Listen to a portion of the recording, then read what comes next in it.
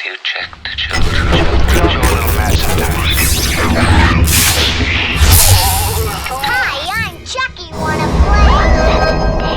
Sometimes that is better. You're gonna need a bigger boat.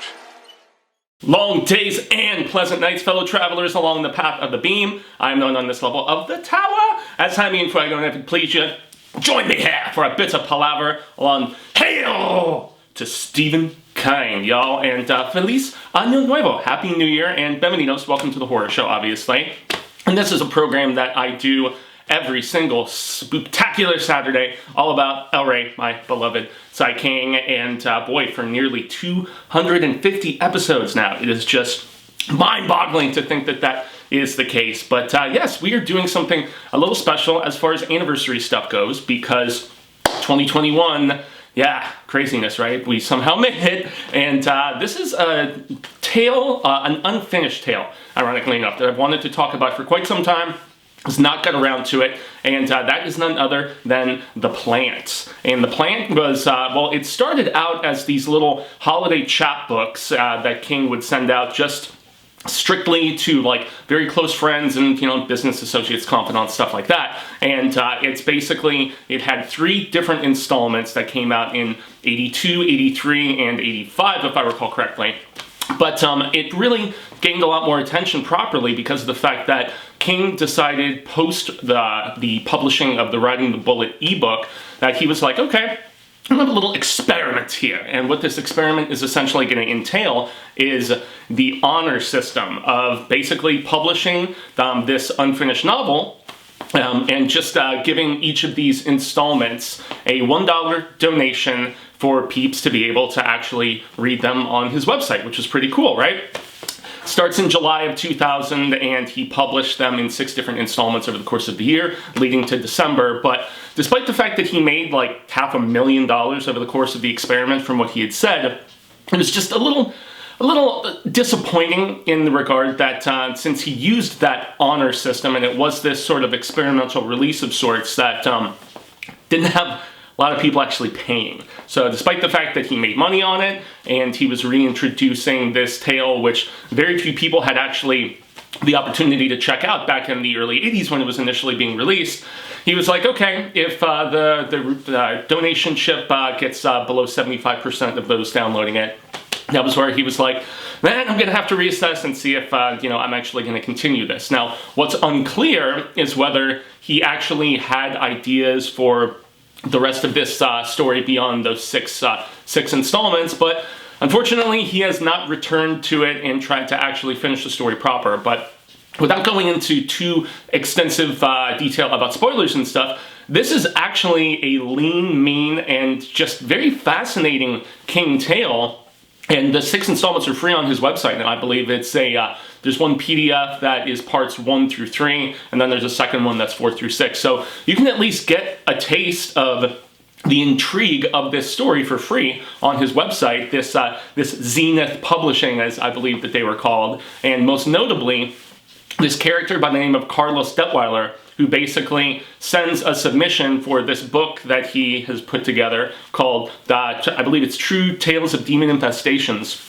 Kind of a silly title, but this guy from Rhode Island who is writing into this place in New York City, this kind of trashy paperback publisher sort of peeps, he's like, yo, I actually have experimented in the dark arts. I have worked within these crazed constraints, and not only does he like boastfully hit our main character with all of this information, but he also sends some photos and stuff too. And, you know, some of them looked, you know, doctored and BS, bogus, whatever. But then there's a couple others specifically where it looks like this guy is being like straight up human sacrifice and like heart pulled out and all this craziness. And those actually, those look pretty legit. And so our main guy, John, boy, his last name would lose me, but unimportant. So the entire tale, it starts out initially like inner office memos, so it starts out with the letter from this Carlos Detweiler guy, and then it turns into just like inner office sort of banter because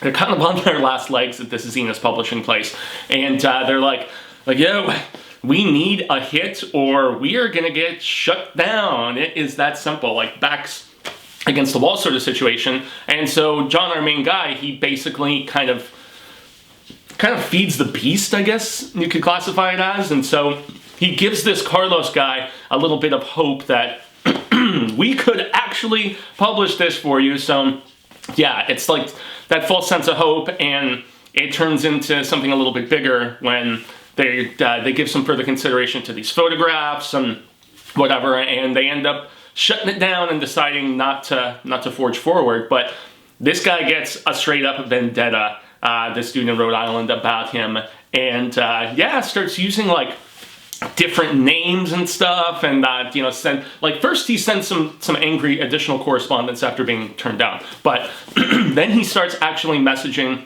or writing letters, I should specify, with this being the early 80s, 1981, January 1981, there's your 40-year sort of anniversary bit. But yeah, he starts actually writing under a woman's name, and you actually reverse the spelling, and you're like, oh, it's obviously this psychotic guy. But the interesting thing is that this is Zenith Publishing. This is not even their first instance with dealing with a total psychoid like this, because there's this other guy named the General, who, without getting too super spoilery into it, but this guy, he had a similar reaction, like slash vendetta of craziness, similar to this Carlos guy, but he ends up like escaping from this institution, and so you end up with these dueling sociopaths at the same time in the story, which is really interesting without really going too much into it. But yeah, there's a lot of moving pieces from, you know, the main boss of this. I guess he would be considered an editor, the John character, but John's character also, he's got this love of his life that he is engaged to marry, and you know, so some of it starts out as those memos and those letters and stuff like that, but then the story is also told through his correspondence with his lady love, and just kind of further explaining the situation. And unfortunately, without getting super spoilery, all too often, long-distance relationships, especially when you're on opposite sides of the country like these two, it's a recipe for disaster, and there's some negativity that befalls our main dude, and so he starts actually keeping a journal at the behest of his boss, and that's where we get some of the later just kind of driving the plot forward, is with these journal entries. So once again, this is King doing a very just fascinating sort of structuring for the story as far as how he actually has it all play out between all of these various different types of written documents and stuff. I mean, he did it all the way back with Carrie, right? You know, where it was like, you know, the AP, like, newsreel stuff and whatever, and, you know, court testimony and things of that nature. So it's another very fascinating sort of structure, which I guess I would definitely give some inspiration, like, as far back as, like, you know, Stoker's Dracula, all the journal entries and stuff that we get with that. And as we get into the later installments of this, because it's what, like, the first parts 1 through 3 are, I think, less than a hundo, but then you've got the second portion, which is like around 200 pages. But it's brisk reading. It moves very fast. It's intriguingly paced, and I mean, you even get like some like weird journal entries from this Black Brother dude who is like working in, I think he's like the mailroom guy. He's like some sort of a lower lackey of sorts, and King, for whatever reason, really likes writing these black characters as, like, they play up the jive, which is one thing that this guy does. He, despite having an impeccable education, he likes to mess with all of his coworkers at Zenith by acting like he's like significantly dumber than he actually is. Like, despite his education, he's like just more simple-minded in his approach, whatever. But you find out that that is most definitely not the case when you see his journal entries as well, which start to pop up later on in the story. So yeah, lots of moving pieces, lots of intriguing different perspectives. You've got relational woes with our main character, but yet you've also got, you know, this Carlos dude who, once again, like I said, straight up vendetta. And the story actually gets its title because of the fact that he sends under a different an assumed name, this woman that I mentioned. He sends this plant to the office, and despite the fact that John, our main dude, had said, if you get anything from either this particular woman's name or from the Carlos Detweiler guy, you do not accept anything, because he's got experience from working as a florist, you know, back in Rhode Island, and so just the strange sort of like metaphysical properties of particular plants, perhaps, and that's about as far as I can go into this without super spoiling stuff, because this plant does arrive and it is mistakenly held onto, and it starts to flourish big time, and people are like, they go in the mailroom and they ask the black dude, they're like, you growing wheat back here or something, man? You know, so it's that sort of situation, but you can tell that it doesn't appear to be a poisonous plant per se, but we do get some just revelation and interesting additional information, especially when our main dude John and his boss, they actually, as the threat level kind of, you know, hits a peak, they're like, we actually need to go and check out this former place of business where this dude had worked, just to try to get some information. And there is a fascinating, extensive amount of stuff that when we meet his former boss, this older woman, pull the curtain back a little bit, and just all of the different strange stuff that she has there as far as plant life and stuff goes. It's really dope. And so that's where, like, it's definitely a disappointment that this experiment of King's didn't really pan out the way he had hoped, because, I mean, $1 for a King installment. Now, granted, this was 20 years ago when he started releasing it on his website, and as I said, you can read it all for free now, but the fact that, I mean, the rabid, constant readers did not have that much, like, respect for the process, I guess, is just kind of a bummer, you know, and also the fact that, you know, it's such an intriguing setup, and it's very multi-layered and faceted in that regard, and I really feel for this main character, man. And it's also got some goofy, dark humor too, like in their means of trying to save this paperback publication from going under. They start putting together this like book of like some of the raunchiest, like most nutsoid, politically incorrect jokes that you can think of. And so, I mean, desperate times call for desperate measures, and just the friendship between our main guy and his boss at this paperback publisher, it is actually endearing, whether he's consoling him through some of this relational strife, or they're just out getting hammer time, whatever the hell it may be. But yeah, man, I mean, there's a lot of intrigue, and also the fact that this is something that King wrote in the, you know, early through mid 80s. You can definitely tell it's not like the occasionally more tempered voice that he finds in, like, you know, especially his post-accident work, which I've talked about various times on here, and just the difference in tone between when King was, you know, drugging and boozing, which is when the inspiration for this story actually came together, or later on after sobriety, and then after accident and whatnot. So it's really fun, like, taking a step back into it's I don't know, it's very fun to check out stuff like this, or like the other that I reviewed on here called The Cannibals, which was another unfinished novel that just seeing the sort of he was much more mean-spirited, let's put it that way, guys, you know, and so I appreciate that, and it's intriguing to see this like leaner, meaner sort of King, and you know, younger too.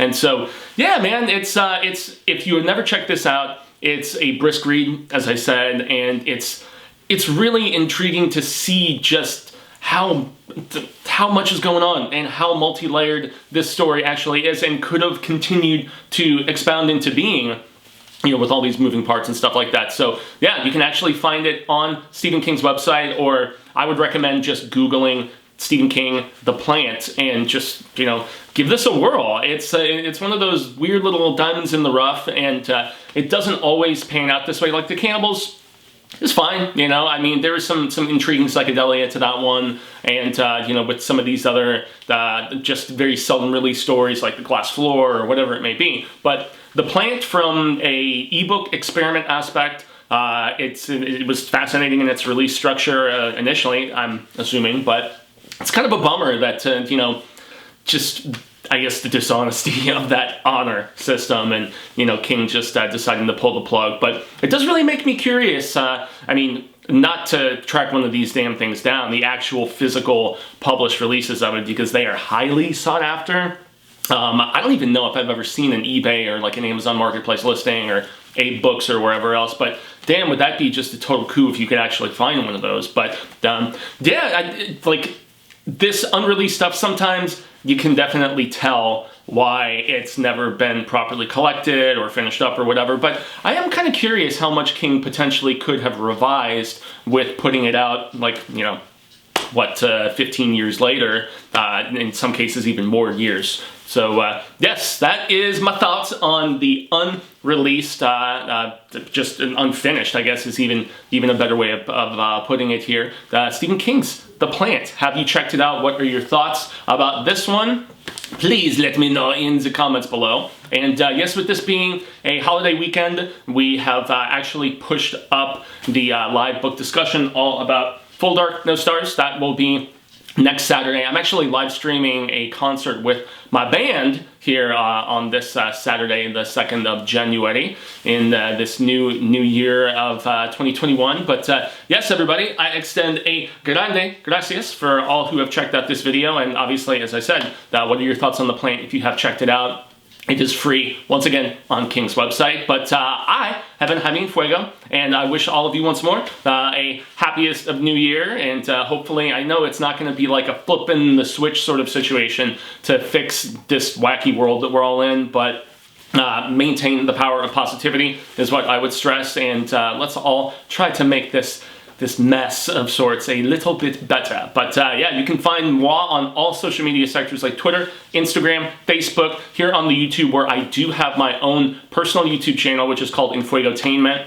That's not any King coverage or anything like scarific, but it is still where I have a nice outlet, whether it's just myself or occasionally Lady Catherine jumps on there with me, like we did Wonder Woman 84, we did Promising Young Woman, and I've done various geeked out stuff or comedies or art house dramas, whatever. So a like, a share, and a subscribe over there as well as here means a hell of a lot. And yeah, y'all, obviously doing some of that same love here, and check out that 4 novella collection before next week when we will be streaming it proper. So yeah, everybody, that's going to be the end of the proceedings. I have been Fuego, y'all have been Rad Status, and yes, don't forget to check out the Hail to Stephen King Facebook group as well, where we have nearly a Jeezy of a just cool Ka-Tet, very closely knit, as I like to say. The Cap is tremendous there, and great palaver with all the peeps there if you feel inclined on the daily. So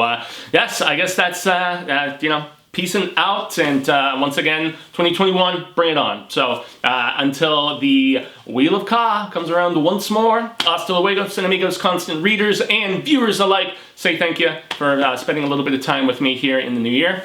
Hopefully we share more of it sooner rather than later. And until then, remember to stay scared and read Stephen King. You got an extra week. Check out Full Dark, No Stars. And definitely, if you're inclined, check out The Plant. It's quite fascinating, more so than I anticipated.